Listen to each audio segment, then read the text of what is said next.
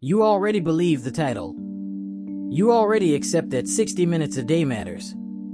You already tell yourself that if you could just protect one solid hour, things would finally start to move. You wake up with that intention. You carry it into the day. You don't see yourself as someone who avoids effort. You try to stay focused. You try to be disciplined. And yet, when you look at your life honestly, the results don't match the effort. Days pass. Weeks stack up. Months disappear. You can point to time spent, but not to control gained. That's the part that doesn't make sense. You're not lazy. You're not careless. You're not pretending to work while doing nothing. You do give time. You do sit down. You do start. So why does it still feel like you're running in place? 60 minutes should be enough to create movement. Enough to build something solid. Enough to feel direction. Enough to feel like your life is responding back to you. But instead, those 60 minutes often vanish quietly. They end without resistance, without clarity, without anything you can clearly point to and say, "This is changing me." Not because you quit early. Not because you didn't try. Something else is happening underneath the effort. You don't feel out of control because you lack time. You feel out of control because the time you give doesn't return authority. It doesn't settle you. It doesn't harden you. It doesn't change how you show up the next day. That's why repeating "just be consistent" hasn't worked. That's why motivation spikes fade so quickly. That's why protecting an hour feels important, but never feels decisive. You keep doing the right-looking thing, and still feel slightly behind your own life. Most people never stop to question why that hour isn't changing them. They just add pressure. They demand more focus. They promise to try harder tomorrow. But effort isn't the missing piece here.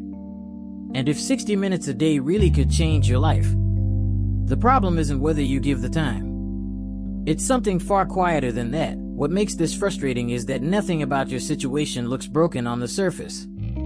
You plan your days with good intentions. You tell yourself you'll be more deliberate tomorrow. You believe time, used correctly, should compound into progress. And you're not wrong about that. The effort is real. The intention is real. The time you give is real. Yet the outcome keeps falling short of what that effort should logically produce. That contradiction matters more than most people are willing to admit. Because when effort and results don't line up, the instinct is to assume one of two things. Either you need more motivation, or you need more time.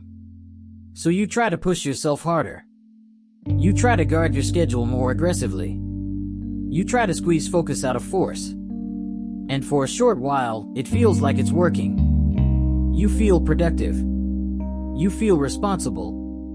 You feel like you're finally doing what you're supposed to do. But then the pattern returns. The same pressure. The same quiet disappointment. The same sense that your life is not responding to the energy you're putting into it.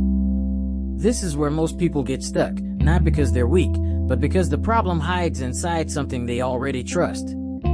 They trust effort. They trust time. They trust repetition. So they never question the structure underneath those things. When you say, "I'm giving 60 minutes a day," you assume that statement carries weight on its own. You assume time automatically creates authority. You assume consistency automatically builds control. But that assumption has never been tested carefully. If time alone were enough, more people would feel settled.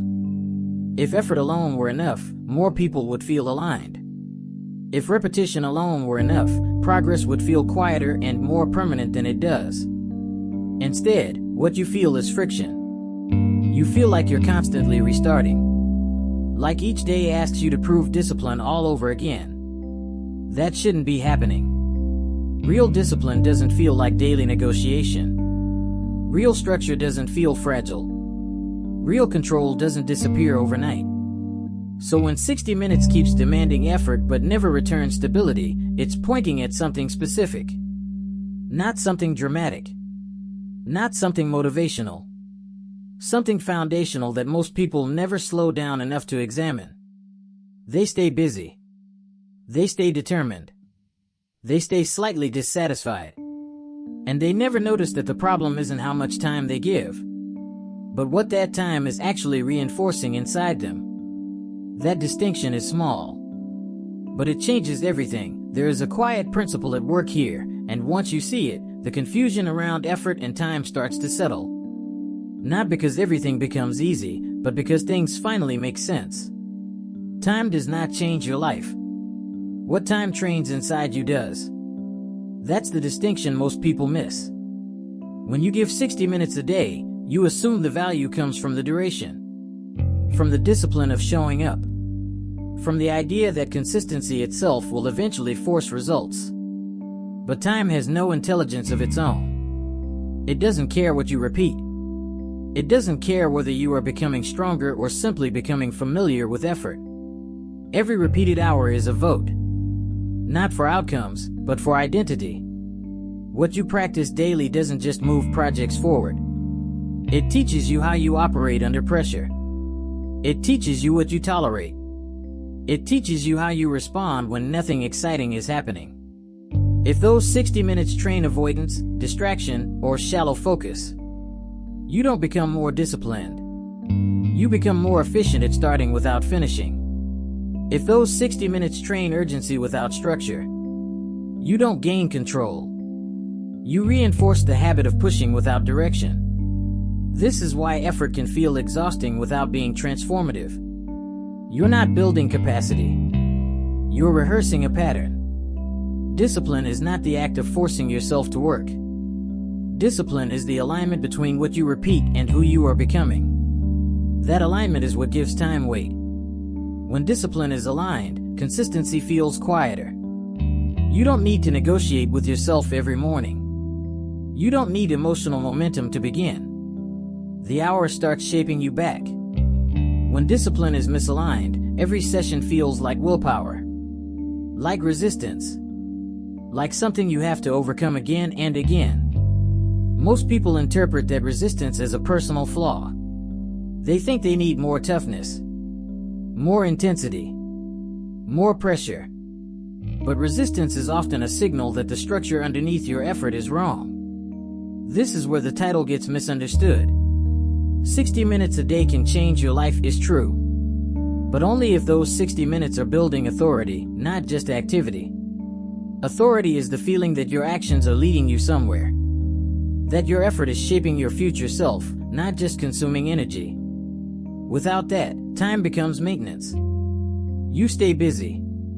You stay responsible. You stay slightly unsatisfied. This principle doesn't fix anything yet. It doesn't tell you what to do tomorrow, but it explains why trying harder hasn't worked, and why adding more time wouldn't either. Because until your daily hour is training the right identity, it will keep feeling heavy without becoming decisive. Number 1. The hour must have a fixed role, not a flexible intention. Most people sit down with the idea that they'll use the time well.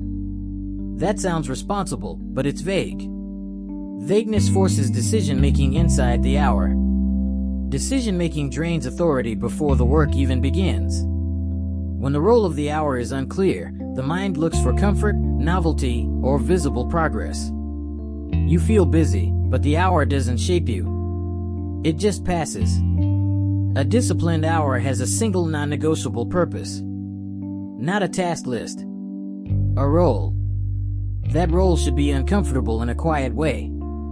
Not dramatic. Not exhausting. Just precise enough that avoidance becomes obvious. When the role is fixed, the hour stops being emotional. You don't ask what you feel like doing.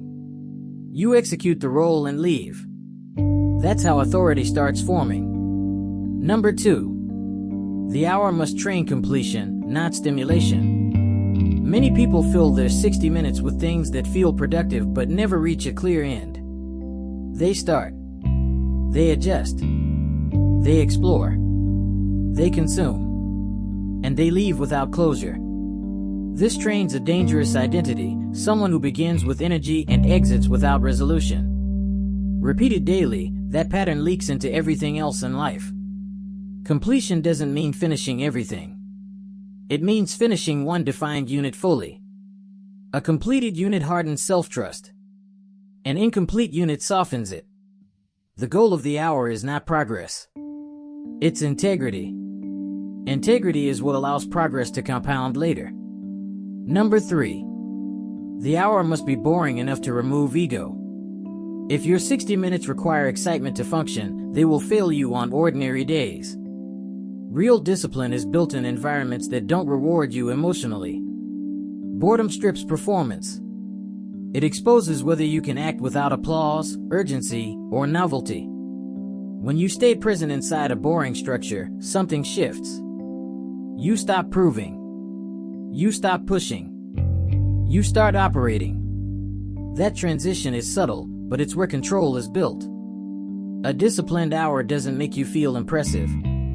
It makes you reliable. Number 4.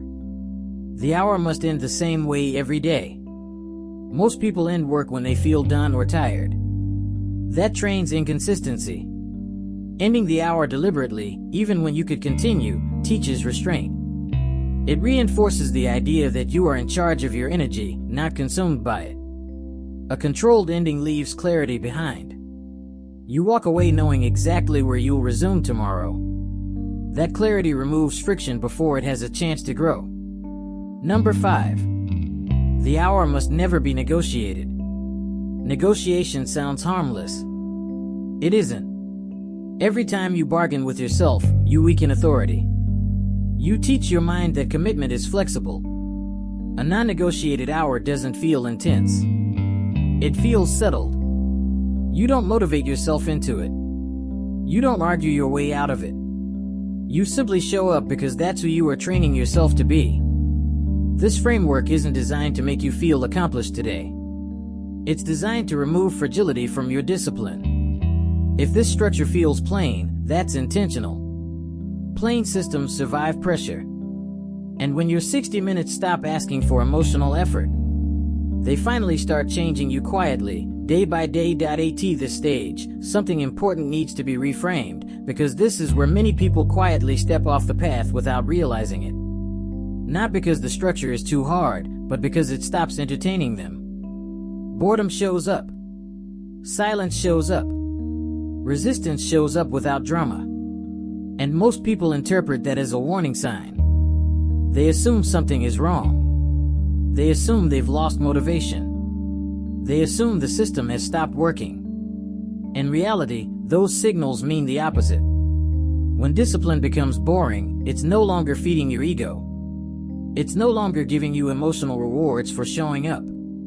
It's no longer disguising effort as excitement. That's the moment discipline starts turning into self-respect. Self-respect is not loud. It doesn't announce itself. It doesn't need validation. It's built when you keep promises that no one else can see. Promises that don't impress anyone. Promises that only exist between you and yourself.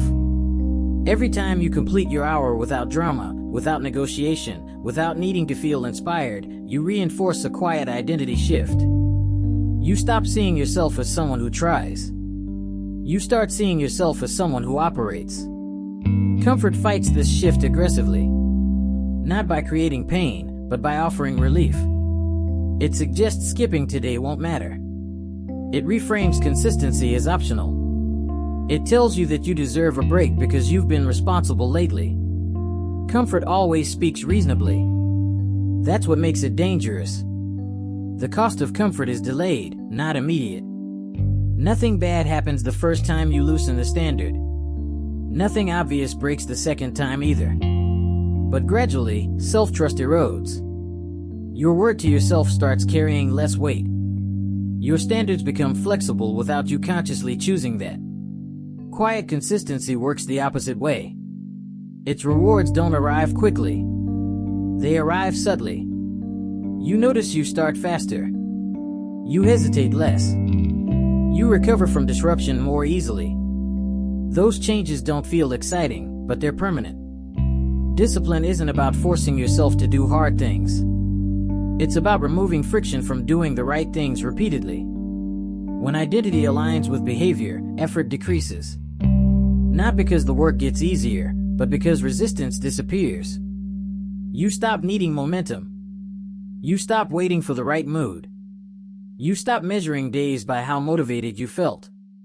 Instead, you measure them by whether you kept your standard.